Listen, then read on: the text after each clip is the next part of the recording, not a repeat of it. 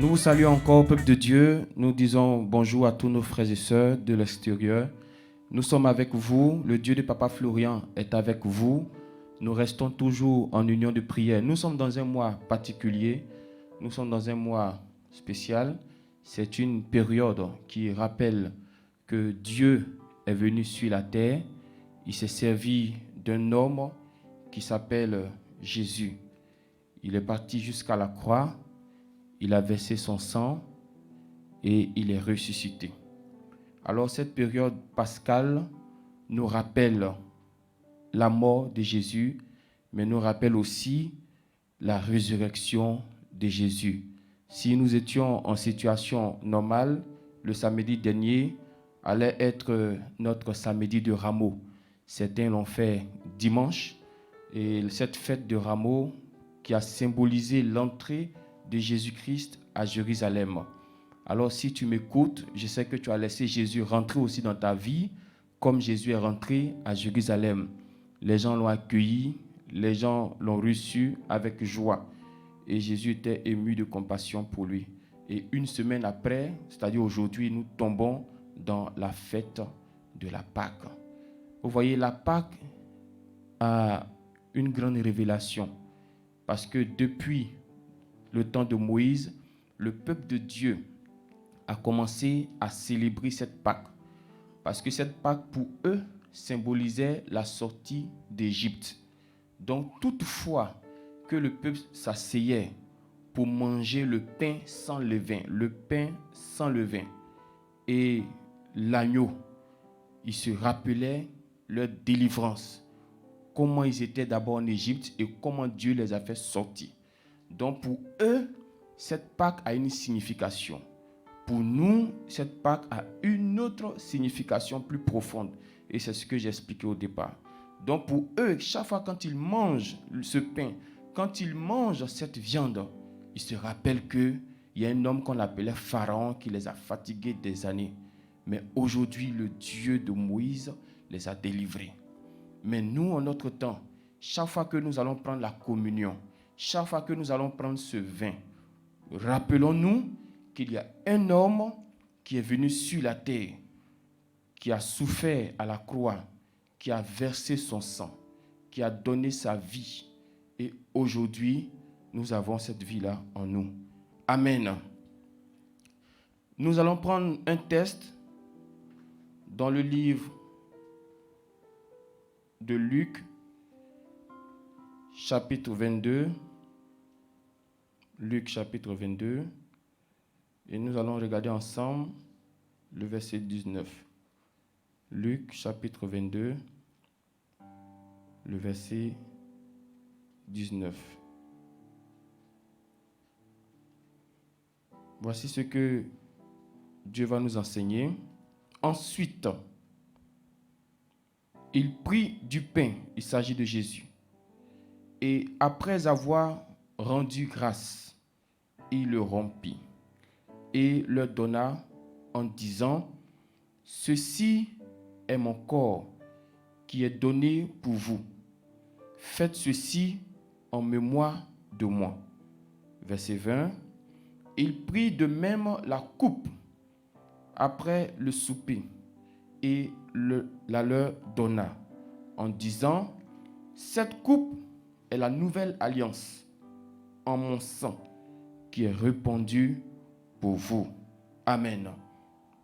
Donc vous voyez avec moi que d'un agneau animal, nous passons à un agneau humain.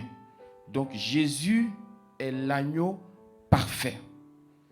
Autrefois, c'est la chair, vous voyez la viande et le pain physique qu'il mangeait. Mais la Pâque en notre temps est plus profond parce que eux, ils n'ont pas connu le sacrifice de Jésus. Mais nous qui connaissons le sacrifice de Jésus, quand nous prenons ce pain, nous savons que c'est le corps de Jésus que nous sommes en train de prendre. Quand nous prenons ce vin, nous savons que c'est le sang de Jésus que nous sommes en train de prendre. Maintenant, ce qui fait le problème dans cette affaire de Pâques, c'est que nous ne discernons pas les choses quand nous prenons ce corps, nous ne discernons pas les choses quand nous prenons ce vin. Vous voyez, nous étions les premiers fautifs. Nous étions des personnes destinées à la mort, des personnes coupables, des personnes qui marchaient selon leur propre voie, des personnes qui marchaient selon leurs coutumes, selon leur raisonnement. Dieu est au ciel. Vous voyez, sans toi, sans moi, il est Dieu toujours. Parce qu'il a une multitude d'anges qui l'adorent là-bas. Mais il regarde la race humaine et puis il se dépouille de sa gloire. Il met son autorité de côté. Je vais vous dire, Jésus, avant la naissance avec Marie, était déjà sur la terre. Mais la naissance par Marie, il a décidé de venir comme ça pour naître un peu comme les autres enfants. Sinon, Jésus existait déjà. Mais Dieu l'envoie au travers de Marie. Pourquoi? Parce qu'il doit connaître la souffrance. C'est pourquoi à un certain moment, il a dit, mon père, pourquoi tu m'abandonnes? Oui, je dois t'abandonner. Parce que si tu ne t'abandonnes pas, tu ne vas pas connaître la souffrance. Donc, il faut que je me retire de toi pour que tu puisses connaître la souffrance, pour que tu puisses connaître la mort. Mais tant que je suis en toi, tant que Christ est en Jésus, Jésus ne peut jamais connaître la mort. Ils ont tenté de le lapider, ça n'a pas marché.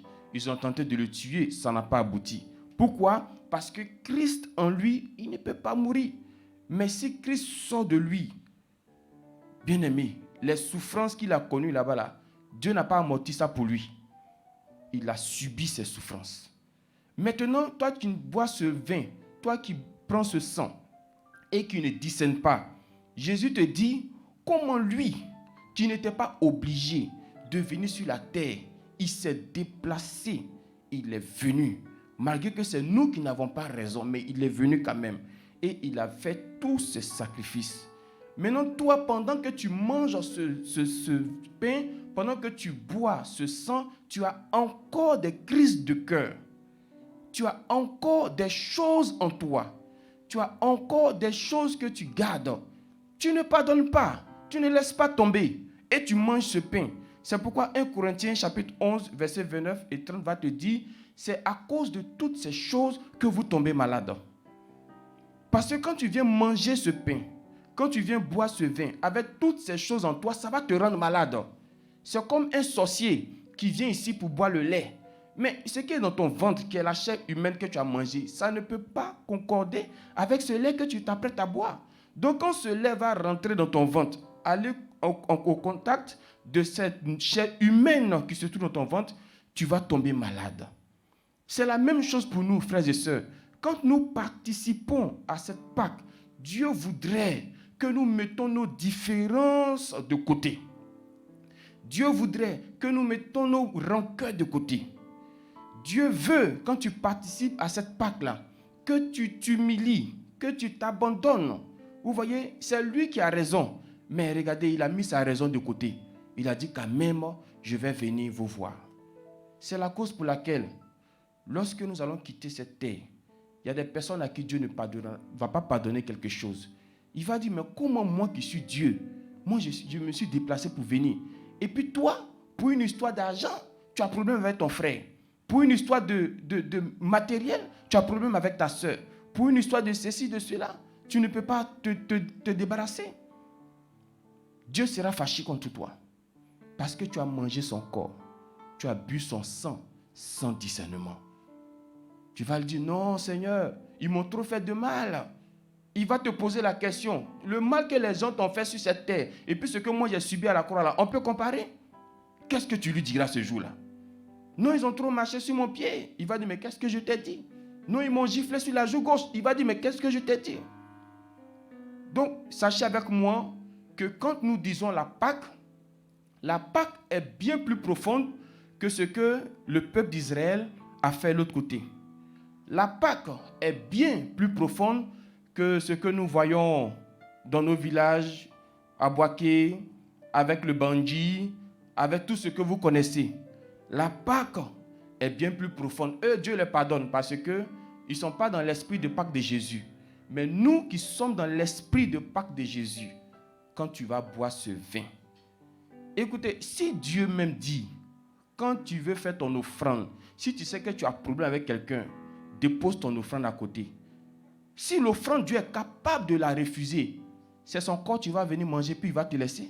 C'est son sang, tu vas venir boire, puis il va te regarder, pendant que tu as des choses encore sur toi, pendant que tu as des choses encore en toi.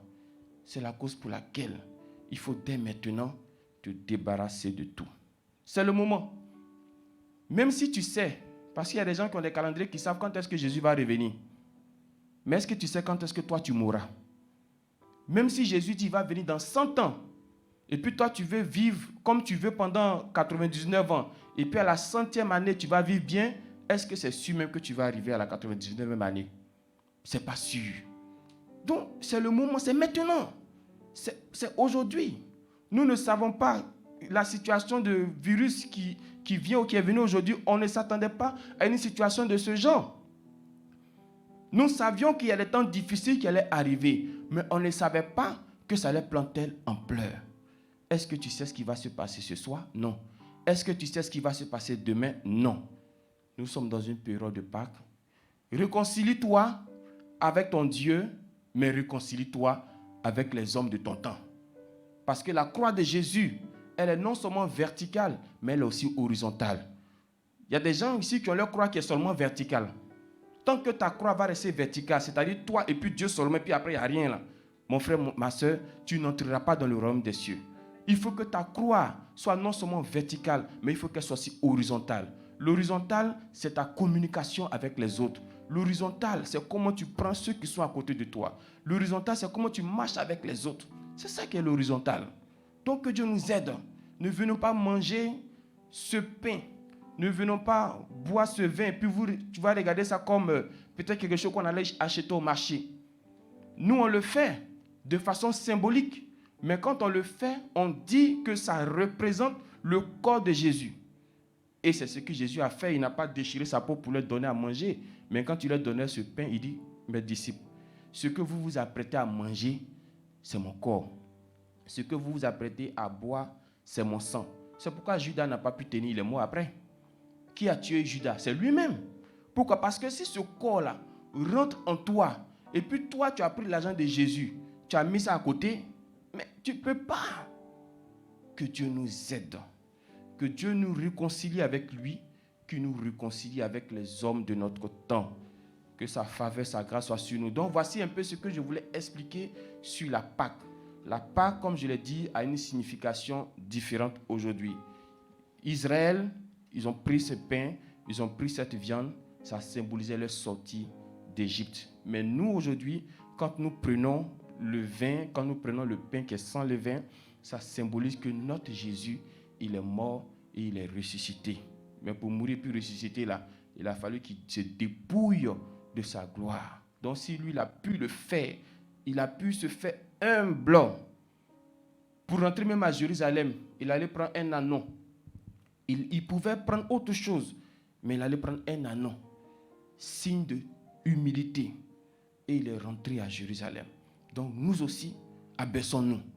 Faisons-nous petits pour ne pas les regretter devant lui là-bas. Que sa faveur et sa grâce soient avec nous. Joyeuse fête de Pâques à tout le monde. Joyeuse fête de Pâques dans Virus Corona. Joyeuse fête de Pâques. Là où vous êtes, Italie, Espagne, nous savons que le Dieu de Papa Florian est en train de partager sa grâce. Que Dieu nous bénisse.